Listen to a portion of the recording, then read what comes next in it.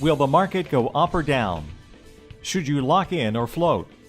Find out this and more with Master of the Markets, hosted by Barry Habib of MBS Highway. Brought to you by Paramount Residential Mortgage Group. Welcome to another edition of Master of the Markets. I'm Barry Habib, and MBS Highway was created exclusively for NMP TV and brought to you by our good friends at PRMG who are working for your best interest. Hey, it's all about the Fed right now. We had a Fed meeting last week, and what really came of it was the Fed is now acknowledging inflation. They think inflation is going to run hotter. They think that through the end of the year, in the fourth quarter, it's going to be about 3.4%.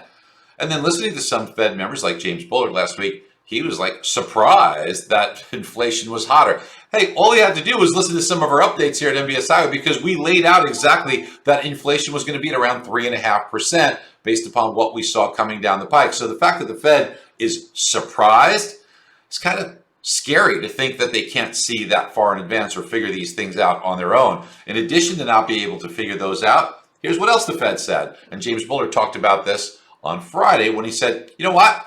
We should not be buying mortgage-backed securities. Let's get out of that game. Now, remember the big lie. The Fed says they're buying $40 billion a month. We called them out on that. Their reaction was to remove it from the NewYorkFed.org, so it now became almost secretive. But what they did do is they changed the language to say at least $40 billion in mortgage backs, at least $80 billion in treasuries. They're buying a lot more than that, probably double that amount. So they're a big player. If they start to taper in a more significant way, then that's going to affect interest rates. And what the Fed, with their tunnel vision, is looking at is saying, hey, you know what? We might be contributing to a housing bubble. Well, there's not a housing bubble. Now, individuals who buy at a crazy price could put themselves in their own bubble. But by and large, home prices are going to be supported because, as you've been hearing from me for a long time, by too much demand, not enough supply. That's not changing anytime soon unless builders go on a spree of putting up homes. It's not going to change. But what will change is you might make it less affordable by seeing interest rates rise. That's going to perhaps in a way curtail buyers, but it also hurts people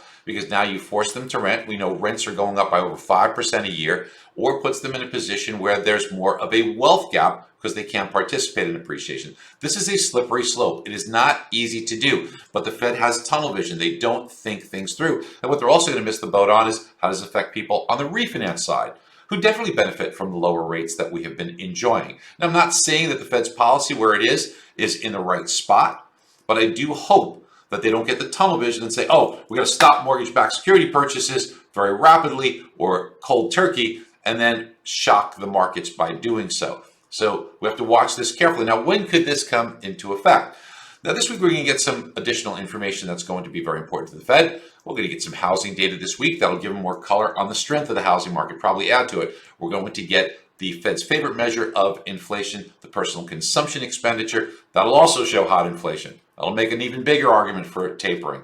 But we're going to be hearing from some members that are going to be voting members, Williams and Bostic. So those comments could move the market. You got to watch out for those.